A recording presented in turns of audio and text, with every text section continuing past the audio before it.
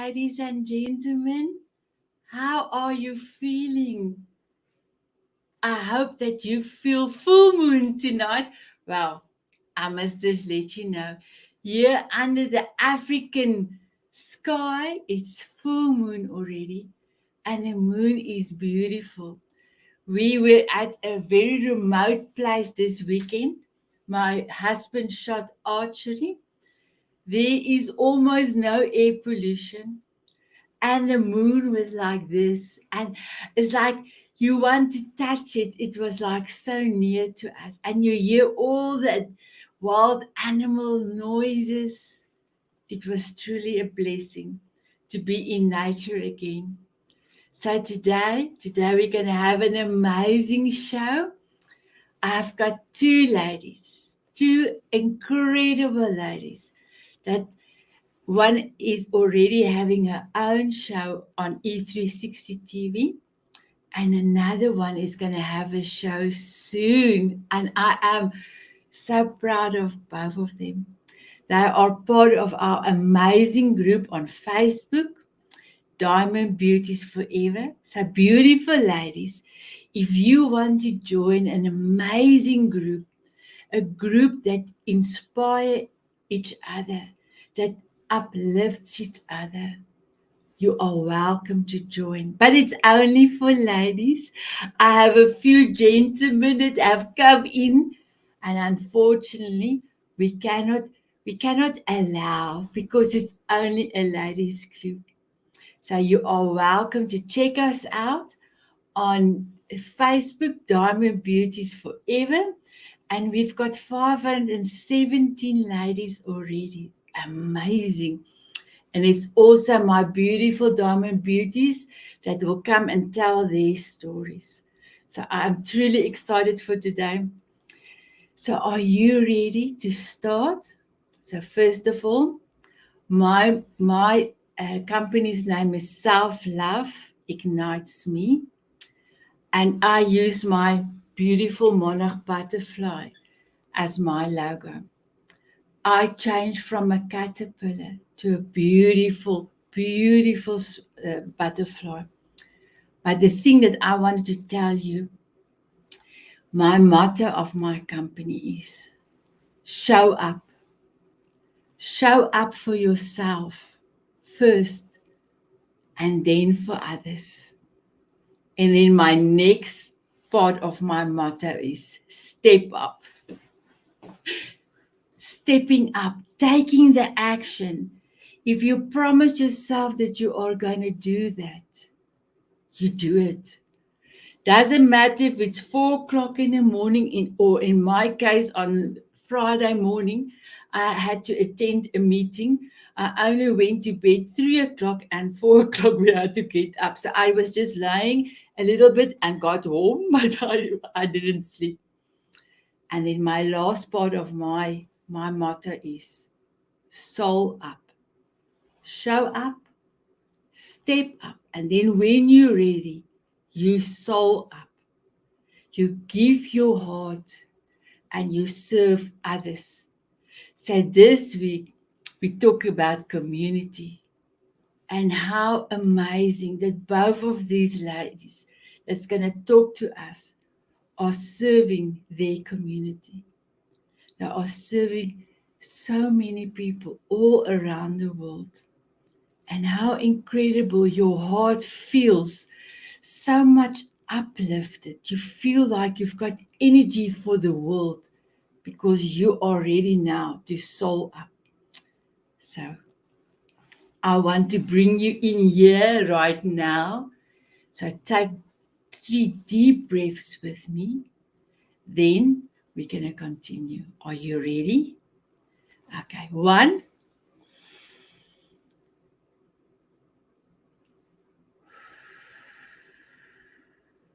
2,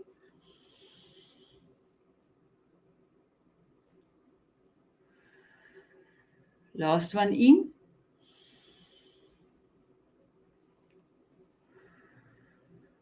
So you are right here, right now.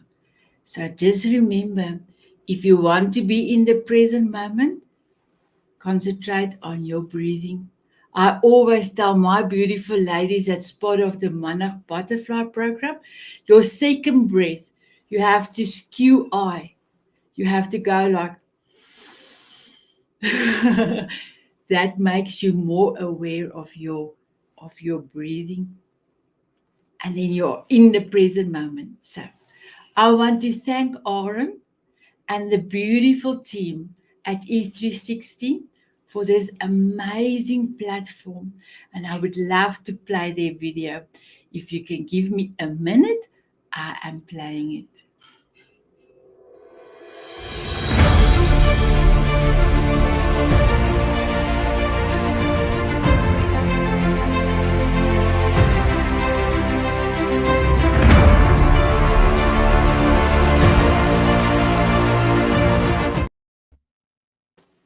Oh, wow. Thank you so much, Val. You are here. I know Valda have let us know and to say they had major storms, and she is trying her best to get to connect with us, but she's still not here. So I let her know whenever she's ready, she can come in. So, my beautiful Val, before I ask you to introduce yourself, I've got a few people that want to say hello. Are you okay with that? Yes, I am. The ladies is in on fire, my beautiful diamond beauties. So Anjana said, hello, here I am. And Duchess DJ Love, oh, and Duchess DJ Love has also her own TV show. And she is amazing in her show. She sent us this, and Val, look, she sent us love. And then Zanrai.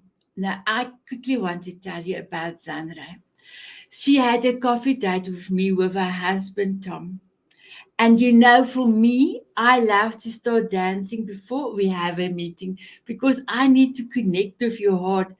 And this beautiful couple, all the way from Texas, they started to dance together. If I think about it, I cannot even show. I'm so fully clothed, but I was goosebumps because he was swinging her around. It was truly amazing. Zanra, you and Tom have made my day, made my day. And then that just DJ says, Soul Up. And that just also said she's in Texas today. She's in Texas. And then Anjana said she's here. I've got two more. Ronnie said hi, Sanet and Val. And Ronnie is from the UK. And I actually started to watch your beautiful interview, but my internet also went off. Our power went off, and I couldn't complete. And Zan said she's from all the way from San Antonio. So wow. So we have so much love from the Diamond Beauties. Thank you so much, Diamond Beauties. Val, please introduce yourself to the audience. Thank you. Well, I'm Val Burgess. You obviously know that. And I have been doing research and recording World War II veterans and prisoners of war since 1994. So I'm almost 30 years of recording, although that's not true because so many of them have passed on and many of them are now unable to speak. And so that part is over with. But my whole goal with doing the oral histories and gathering the history of World War II prisoners of war was to teach people what they had taught me. And it was truly just an accident. I had to do some marketing for my uncle who was going to take a large group back to the Great Escape prison camp during World War II. And he asked me if I would do the marketing, which I did. And I only wanted a trip to Europe. Well, that was 30 years ago, and I've been working with their stories for much, much longer. But I did travel to the Great Escape Camp with 125 prisoners of war and 200 members of their family. And to be in their presence when someone's talking about where we are and have them take you to their war immediately by the things that they said is just, it's a gift that you can't. I'm so grateful that I followed that path. I could have not, but I did. Wow, amazing. Can I ask you? I know that you are going to inspire us with your stories, but can you tell us a little bit about yourself? You are also a grandmother, and I love grandmothers because I'm also a grandmother, and you had your little ones with you. And then I will go, oh, because I would love to have my little ones with me. They are all the way in New Zealand, and I am here in South Africa. So we are going to see them in November, December, and I cannot wait to act. So please tell us a little bit about you and your beautiful children and grandchildren. Well, I have 2 children, a daughter, Emily, and a son, Dane, and Dane lives in Bellingham, Washington, which is way by British Columbia, 20 miles from, British Columbia. So I don't get to see the 3 girls as often as I would like, but they're going to come in the summertime in July. So we've got art we're going to do, we've got all these plans, we're going to a rodeo, we're gonna do all these things together, we're gonna make jewelry, and there's all 3 daughters, and they're just 10, 8, and 7, and so they're just joyful, and they're so fun, and I really, really appreciate them. My daughter, who just lives 2 hours away across our mountains, she has a boy who is going to be 5 in July and a daughter who's 2. Now Blakey girl is, 2 going on 25, and she can tell what it's all about. She is not ashamed to, she will say, "No, you can't do that," and she just, but she's very, very, she is in love with a show called Encanta, and she dances and she dances, and so we were with them Saturday, well, we had them all week, and then Saturday night, some friends came over to my daughter's house, and we were all dancing with her, and she just is so joyful, and Beckham just laughs at us, but he's very smart, he's a little engineer all by himself, and he just loves taking things apart and making them, and he will jump from anything onto whatever. He's not afraid of heights in any way, shape, or form. So he's my buddy because I've actually spent more time with him than any of the grandchildren, because I was able to care for him as a baby, and then since then, and it's brought us really close. So yeah, it Oh, was wow. fun. I Oh, really wow. enjoyed the time. Amazing, amazing. So, Val, you told us about this amazing trip that you did with your uncle, and subsequently, you have met so many people. So, Mm. you have your own show as well. And I am truly proud. The first time I heard your story, I knew that you had to speak to more people. And I am so proud of you that you have now your own TV show on E360. Can you please tell us the name, and when are you, your time slot, so that people can go and view and comment on your beautiful, beautiful, um, I will not say stories, and also the way that you portray it. It's like you you make it, and maybe my words escape me. I'm sorry if my words, but you make it exquisite, if I can use that word. You Yeah. tell the other people's stories exquisitely, please. Well, my show is called Captivity Chronicles, and it's on Thursdays at 3 o'clock. It's on E360. I believe you can see it on Facebook and LinkedIn as well, but I'm not sure about that because I'm still in the beginning stages and we're perfecting things. Sometimes when I don't have a guest, I give a history lesson that's based on a story of someone. So the first week we did what was called the piggyback flight, when two B-17 smacked together like this. And it's just an incredible story. We will get that one uploaded to our YouTube account, but we don't have that ready yet. The second one was about a Holocaust survivor named Israel Bressler, who was one of 65 to escape from Treblinka. I believe that Treblinka was one of the most sinister death. It was an extermination camp. That was all they did. And it was one of 3 Reinhard camps, which all they did was to exterminate. And over 92 days, they exterminated between 2.4 and 2.7 million people. I Yeah. have goosebumps It everywhere. was it was and he survived it, and he was never the same. He was the only one of 50 members of his family to survive. And it took so much from him.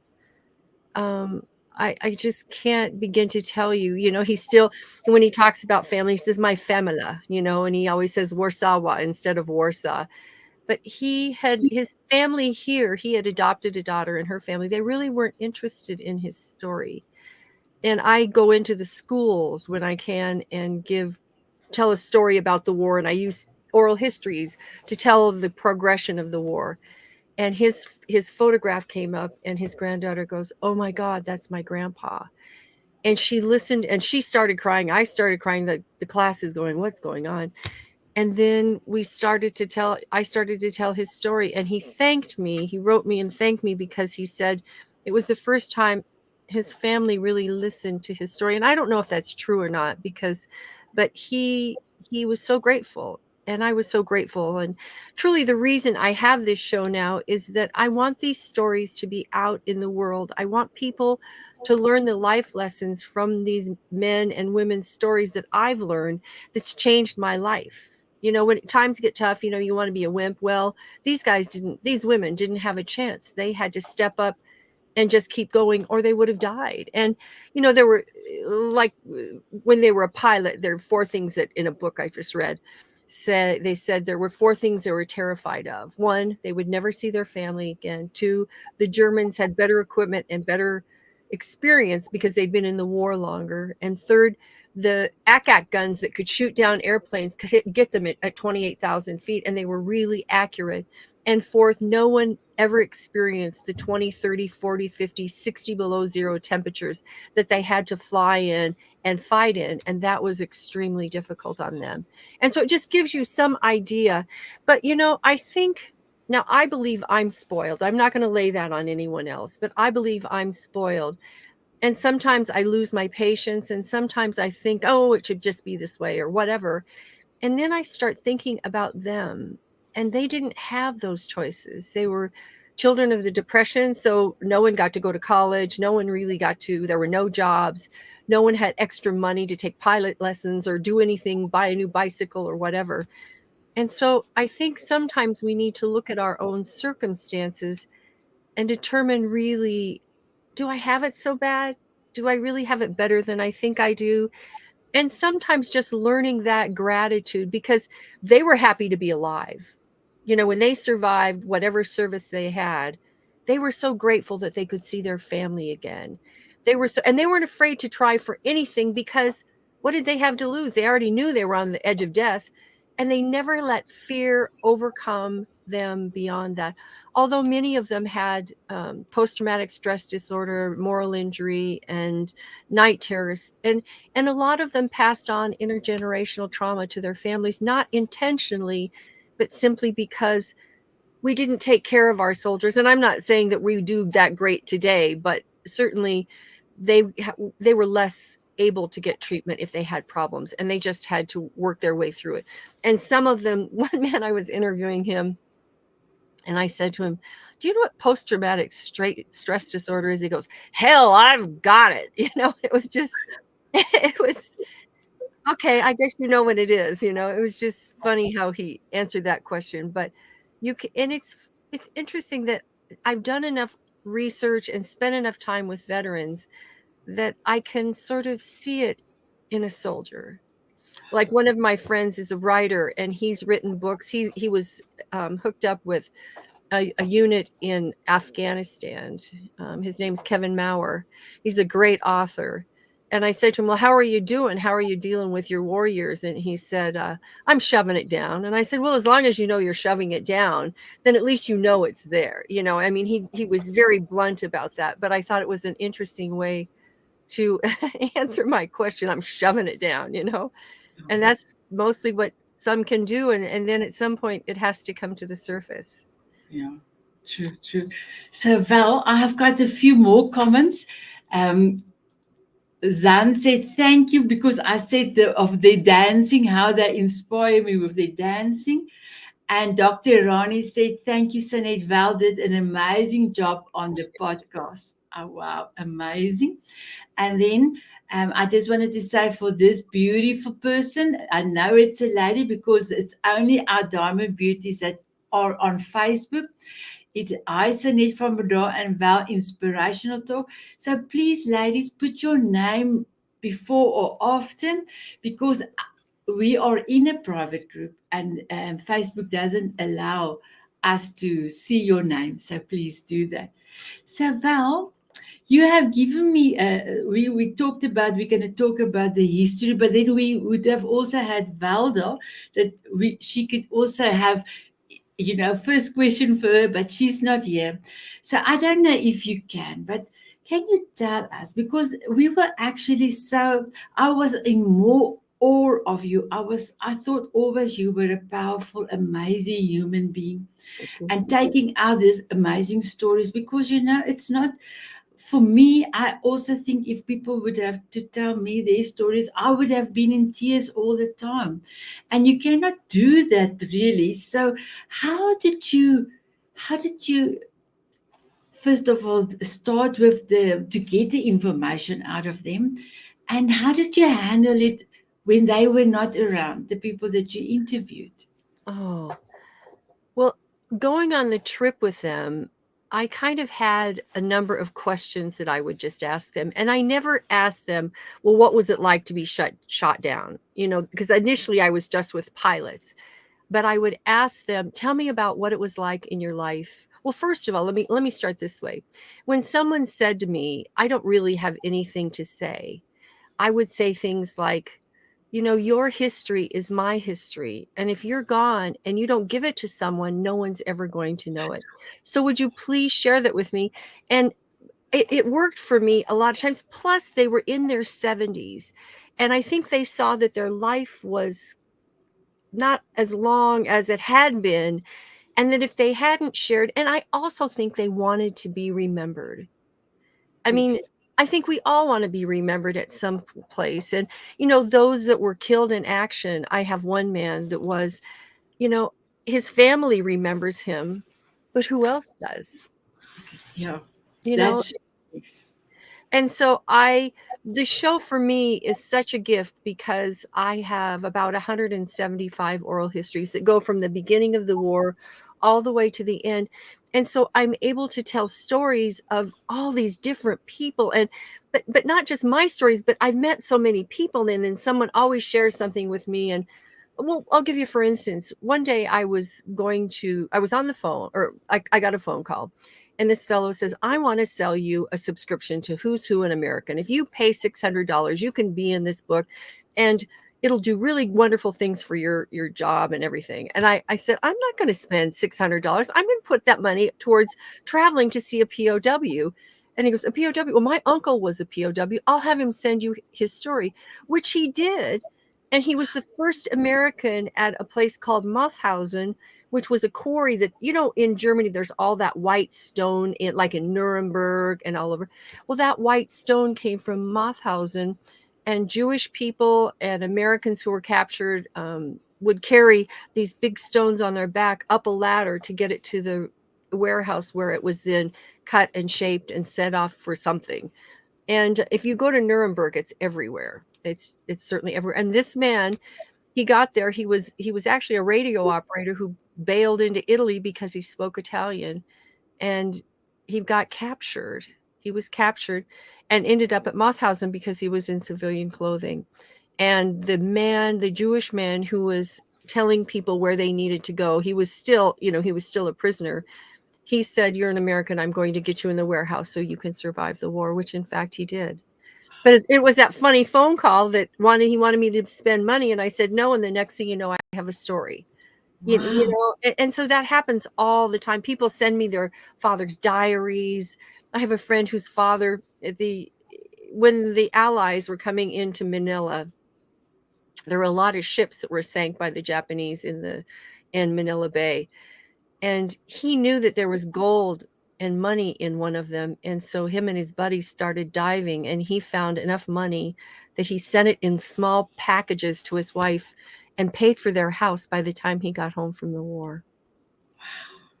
It's just, I mean, it's uncanny. I mean, the stories that I have are just, and some of them are incredibly tragic. And I will tell you that When someone is experiencing their pain, you allow it. You cry with them. You don't need to sob and, make noise, but certainly you allow your tears to go.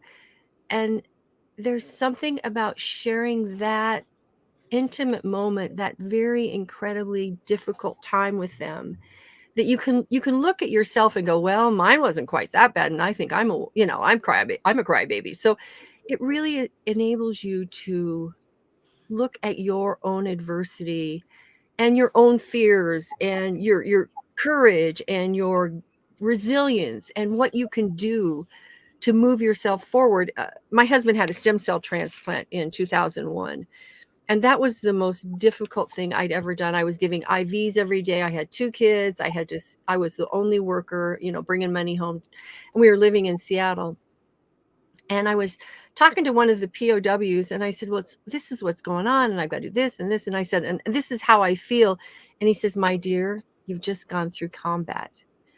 And so it was Wow. sort of like I understood the stresses because, one day he'd be good and one day he would be bad. Then they said he was dying. Then they said, well, maybe not. And it was just that kind of fear of death, I think, because everybody around us was dying.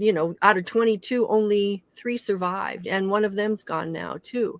So it kind of was relative to the POWs, and had I not known them, I don't think I would have come through it okay. I Wow. just don't, because of what they taught me. And they didn't sit down and say, okay, here's a life lesson, but it was listening. And I always wear earphones when I talk to someone like that, because then I'm not distracted. And when those words go into your ear and you go, did they say that? And I always keep notes and write it down. And then I say, please tell me more about that. And I know one time we were at the library and we were having people give their oral history, and other people kept trying to stop this one man from crying. And I just wanted to say, stop. Let him feel what he's feeling. Let him feel it. Because obviously it was coming to the surface. And by us interfering, it really prevented him to feel it. And I think with our own adversity, someone will say, oh, just get over it, or oh, just do that. I think, no, you have to feel and embrace those difficult as well as wonderful moments that really bring life and joy and pain and all. I mean, because life is full of all of those things. Yeah. One of the POWs said to me, his name was Jack Catmeyer. He was my favorite. I just love this man, and I miss him because he was such a goofy guy. Anyway, he said to me one day, he said, you couldn't give me $1 million to take that away from me, nor to have me do that again. But it was so impactful. He knew what he wanted to do in life, and many of them knew what they wanted to do in life from that experience, and they did it. And how Wow. many of us move around? And I know one young man who's struggling right now, and he can't make up his mind what he wants. He does something and then he quits and he goes to something else. And I just want him to go for a year. It's not my business, but I just want him to go for a year and stick with something, because it's all too easy to give it up because, well, I don't like that. Well, there's a lot about life and work you don't like, but guess what?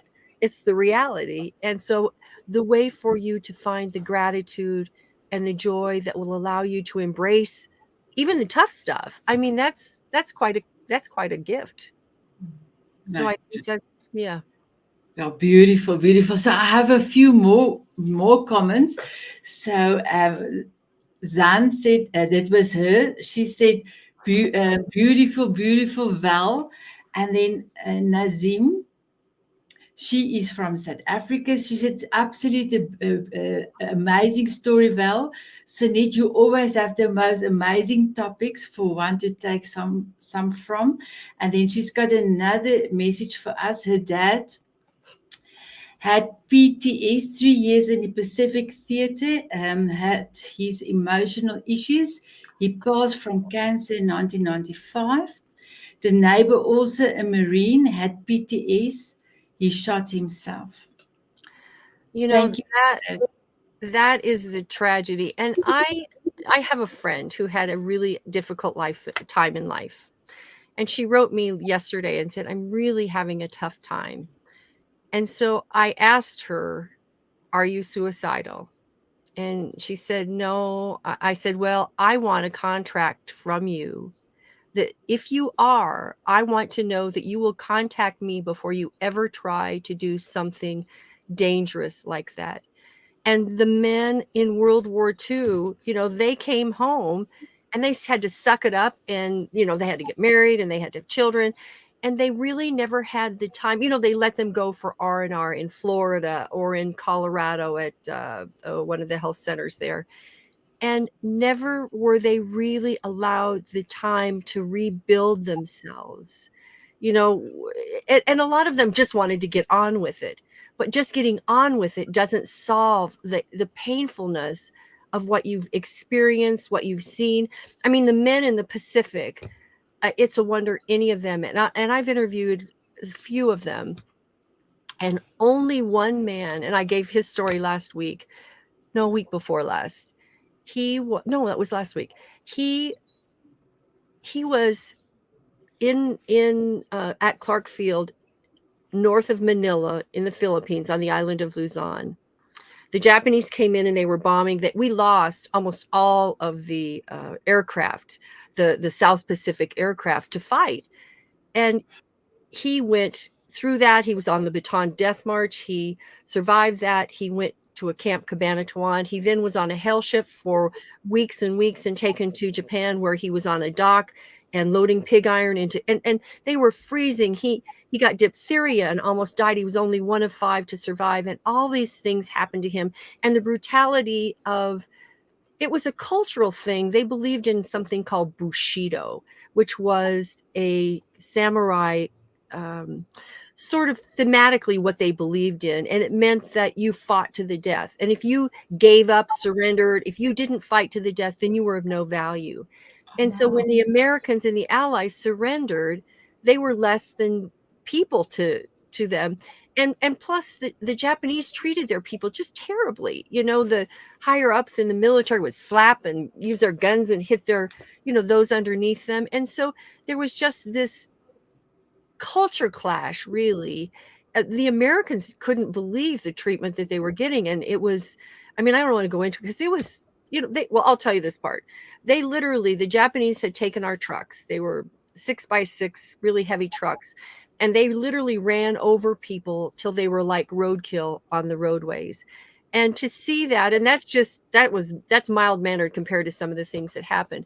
But to see the atrocities and then be on a hell ship for sometimes 4 months, and people are cannibalizing their own soldiers because they're so hungry and there's no food or water. It does something to people. But the man I spoke about last week was the only one who did not have post-traumatic stress disorder. None of those diseases, I don't know if I should call them diseases, but none of those problems. He was so thorough. He said when he got to Tokyo, he closed the book on that chapter of his life and he forgave his captors unconditionally. He said to me, "I can teach anyone how to forgive." He said, "First of all, you have to believe in God, Jesus, or a higher power, but you have to turn your life over. Secondly, you have to be able to tell your story, not all the gory details, but you have to be able to tell the story because you have to be comfortable with it. And sometimes when you listen to your story, what you're telling, or if you write it down, you'll see it differently. And I think that's sort of part of what that means. And then thirdly, he said, and you must forgive unconditionally, not for them, but for you. And truthfully, I had some trouble with one of my brothers, and my mother died, and I hadn't seen either of them for 8 years. And I didn't want to go, and yet I wanted to go, and I worked very diligently on forgiveness. I put them in a chair one at a time, and I spoke to them, and I said, "You did this, but I wish you would have done that." And then I severed that relationship with the hatred, the anger that I had. And I was able to see him at my mother's funeral. He didn't know who I was. He didn't recognize me. I guess I must have changed. And we had a very nice time together. And we were just down in Colorado at a niece's graduation, and it was very interesting. We had a really good conversation, and I asked a question about when he took my mother's license away, and then I told him why I took it away and why she wanted to leave living here. And he said, "Oh, I didn't know that." And the next morning he asked me to go to breakfast with him, which was so, when we've not spoken to each other much, only a few times in the last 8 years, it was some healing. And I guess if people can honestly, I have another friend who said, forgiving is like taking a cup of tea and dropping it on the floor and watching the cup shatter and the uh, tea splatter everywhere.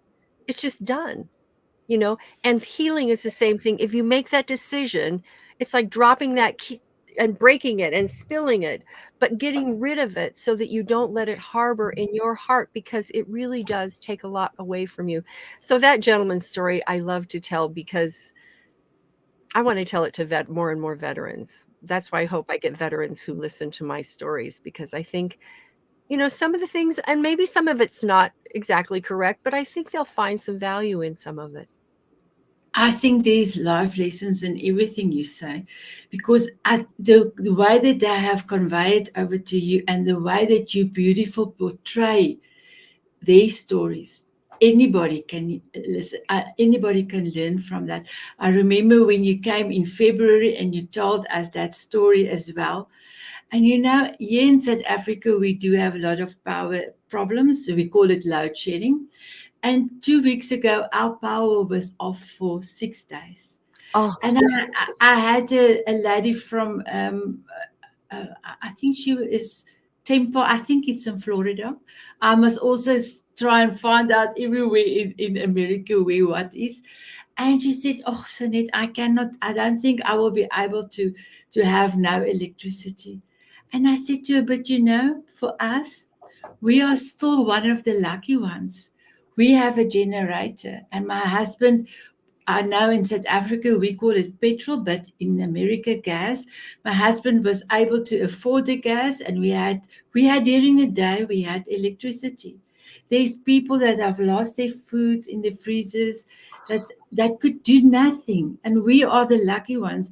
Yes, there were 5,000 people affected by the sabotage on the substation, but still, I was so thankful every day to be able to even cook the kettle, to have warm coffee or tea. And we all adjust to our circumstances, and we also have a lot of us have gas now, but now the bottles of gas is now empty. If you go, you have to travel mhm. from one place to another place to try and find full bottles of gas. But still, we are still smiling. We are still thankful for so many. Sometimes I think people forgot their difficulties because it was so easy. I remember when I was in America for 6 months, somebody said to me, "America is the land of milk and honey." And because they heard about South Africa's load shedding, and I said, "But for us, we also was also used to not having power, but the last 4 years, and slowly but surely we have now like accept it, because every 2 hours, it depends on what stage we're on, or every 4 hours our power goes off. So we had to make sure that you adjust, do all the things while the power is still on, because you cannot do it. But yeah, we slowly adopt to the way it was the last 4 years. But Val, I would love to ask you, you are able to tell people stories, and you also said on the show that you are going to have some of the people that was in the war, their families, to come and talk to you. And it seems to me that people, for me, I would love to have heard my father's story. I know he could not go, but if he were to war, I would have loved it. But there's quite a lot of people that really don't want to hear, because it's in past, it's in the old age, but old time. But I am a history buff, and so I love to hear. So I'm sure you are very excited to have some of the families on your show as well. I am. Next week, I'm having a woman, her name's Jo Hendrickson, and her father, Mel Heckman, was at Pearl Harbor and saw the first sounds, and then he also saw the USS Arizona go up and go down for the last time, taking, I think, 1,177 men with him. And so he, a number of years ago, I think it was in 2000 and, oh, maybe it was early 2020 or something, but it was the 75th anniversary. All I have to do is subtract that, but I haven't done it. Anyway, and he wanted to walk across the stage as one of the survivors. And he'd been in a wheelchair for a very long time. And so at the VA here in Sheridan, he had he had his doctor and all of the physical therapy, all the nurses, they made him walk every day, and they walk, and he was able to walk across the stage. But not only that, Joe and her family, and I think he has a son too, they all went with him back to where it started when the war, the very first action that happened, they went there with him. And then they went over to where the Arizona was. And I can only imagine, I can hardly wait to hear her talk about what that was like. And I said, well, will you send me your resume? And she said, oh, mine's boring. My dad's is so much better. Just use my dad's. And she's a nurse, and a really qualified nurse, so she has an interesting story too. But she really likes to see. And here's a book that he made. It's Oh, just, wow. and Wow. so yeah, so he gave them to me so I could give them to schools and pass them around so that they would remember him. And I mean, I want to be remembered in history. I don't know what I'm going to do if it's anything of value, but I mean, I want to be remembered, if nothing more than for my family. But somehow having this show allows me to dig in deeper than I've dug into with each one of them, whether it's with their children or whether it's just reading and learning more. And then I can sit and I was at a friend's house yesterday. We had to move some furniture for her. And I just went on, and it was like, wow, I got to quit talking. And they said, no, it's so interesting. Keep talking. And it's funny that I could take them from World War I to World War, I took them down this whole path, not even meaning to, but it just kind of, now it kind of is like a slice of bread, one lines up and the other and the other, the other. And I can go for much longer because I'm really digging into the stories more. And what my goal is to be able to put some of their voices so that you can hear them speak. Wow. Because, Yes. I mean, have them talk about what they went through. And I started to tell you, so I start with, what was it like growing up, as a teenager? How was it for the depression for you? How, what did you do? Was it good? Was it bad? How did you get into the military? And then we get to that day when they were shot down, or someone was in the Philippines and they were on Bataan and they were talking about that and how horrible it was. But you can't, and you have to study their story. You have to have bits and pieces, because if you say, so tell me your story, they don't know where to start. You need to give them starting points, and you need to listen well enough that you can say, oh, I want you to explain this more, or tell me about this. And the gentleman who I told you about just a few little bit ago, who forgave unconditionally, when I met him at his house, and he walked up the stairs, he had a cane and he was all bent over and really seemed quite old. He went up the steps and we went in the house. And as he told his story, I kept looking at him and I thought, does he look younger? And he kept Wow. younger and younger and younger. Finally, he jumped out of his chair and ran down the hall to get a canteen that he had carved Amazing Grace on. And it was some deceased POW's canteen. But when someone died, it just was passed on to someone else. And to see him change was just, it was so remarkable. I couldn't, to see him change into the younger man that really was in that war. Yeah. Amazing. I actually wanted to say I got one of Nelson Mandela, our president Nelson Mandela's quote. He said when he walked out of prison after 27 years, he left, he forgave everybody, because if he didn't, he would have never been free. So when you mentioned that story of the gentleman as well, how many of us are walking around with grudges and don't want to forgive somebody? So today here in South Africa, it's full moon. I love to do a full moon ceremony. I do two things, my beautiful Val. I do a forgiveness letter if I need to, and also I did a forgiveness letter for myself. But sometimes, if there's nobody to forgive, I do a wish list or a dream list or a God plan list. And then I also give it to God. How easy is it to forgive, let go, let God? And sometimes then we have a new lease on life, a new way of breathing, because we are not as heavy with all the things that we don't want to forgive. So Val, we have still a few minutes to go. If there is one thing or a few things that people can learn from history, what can that be? Well, I think knowing our history allows us not to repeat it. Now, I don't ever want to see another World War II. 60 to 80 million people died.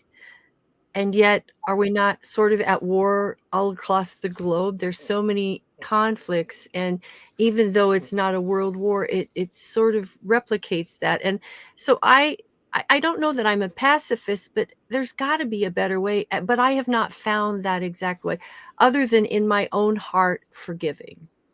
And that's really the only thing I can do to move forward and to I mean, I'm critical of myself and I have to be nicer to myself, I suppose. You know that, Saneet. But I think it is really about being able to forgive and to be able to so that you could speak to that person. I mean, you don't have to, embrace them like they're your best friend, but to be able to speak to that person so that you have honest caring about them because they have their own stuff that they're dealing with. You have your own, and there was a conflict, and whatever that was, you got to find a way to move past it. I say, you are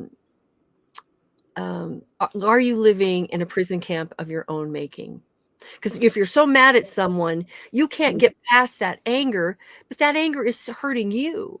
It's not hurting that person. It's really only hurting you. So you're stuck in your own prison camp of your own making. And how do you want to get out of it? Do you want to, are you afraid to try and forgive? Are you afraid to change something because of the unknown?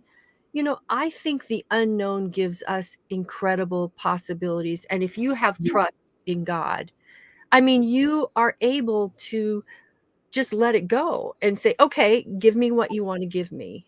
And and most of the time, it's pretty amazing. S Even if it's like, "Well, I didn't expect getting that." But you look at it and you go, "Wow, that was really that was really profound. Look how it made me change this or that or the other." And you have that opportunity to change, or you can stay the same and stay in a prison camp. And I choose not to be in my prison camp. I love that. I love that. For me as well, I say there's two things: hope or fear. Mhm. There's only the two. And the thing is, sometimes you are cross with somebody else. They have moved on. Your story that you are clinging to is like overpowering you, and that even can't sometimes remember that. So yes, I do believe in forgiveness. In also in my Monarch Butterfly program, the third lesson we do forgiveness, and then after the forgiveness ceremony, I normally let the ladies have ask them to put some those that have red lipstick, but have red a dress or a blouse on because we're gonna have a Valentine's Day because we're gonna do love letters towards ourselves. So that is quite enjoyment when ladies have to write their own love letters. And Val, I asked them as soon as they read their love letter for us, they have to kiss it so that the lips is still there. So that's why the reason for the lips. I Lipstick. love.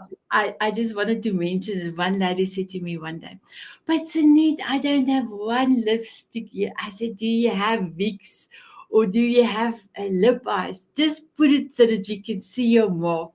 I've made the mark on the page, and she did, and the mark is there. So even if you don't have lipstick, you can still kiss your page, your love letter. Oh, wow. Amazing, amazing. So, my beautiful ladies and gentlemen, I hope that you have enjoyed our session. I hope that something in today's session will let you think about your situation, about all the wonderful things that's in your power that you do have and that you are grateful for. I have a beautiful morning and an evening routine, but the last thing I will do, second last thing, I will say to God, thank you for giving me another day. Thank you for making me the most valuable person to me to inspire others. And then, well, I don't go to bed with my hat, but I will ask myself, Sanet, did you leave your sparkle in somebody's heart and memory? And then I will do an air tick, especially in winter, because then my hands is under the covers. But in summer, I will do an air tick because I think it's important to acknowledge each other or you as a person. Because for me, I'm the biggest advocate for self love and mindfulness. You have to start with you, you have to do your self love first, and then you can love other people. So, Val, Jennifer Gerard is also on the Diamond Beauties, and she wrote me a beautiful song, Cover the World with Love. Now, for me, I believe if there's more love in the world, then wars don't need to be there. Mhm. So I cannot dance on my forever song Walking on Sunshine because there's a lot of copyright. But if you let me just play a snippet of my song, and then if I can ask you and everybody that's watching, please, okay, let me just go a little bit back and ask you properly. Please, can you have a dance with me? Can you do it?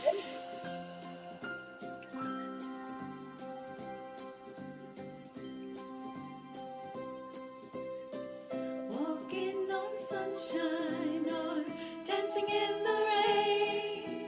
Sprinkle me with fairy dust so I can fly away. Smiling at a moonbeam or squinting in the sun. Sprinkle me with fairy dust and cover me with love. From butterflies to eagles, oh, there's magic in that flight. Sprinkle me with fairy dust, watch me take to the sky. Singing, dancing, soaring high above. Sprinkle me with fairy dust and cover me with love. Wow, isn't that beautiful, Val? Yes. Wow, amazing, amazing. We've got 1 minute to go. Is there any last thing that you wanted to say to us? Thank you so much for being here. Thank you for inspiring us. Really, I just want to thank the audience, and your questions and your comments and your kind words were very, very helpful, and I appreciate you for that. And join my show. Come see me. It would be great. I appreciate all of you. Definitely, definitely. So please tell us again, when is your show and your show name again? It's Captivity Chronicles, and it will be Thursday at 3 p.m. That's Okay. Mountain Time. Okay, 3 p.m. Mountain Time. Yes. So I will have to go and check what is it in South African time, but 5 it is p.m. East. Yeah.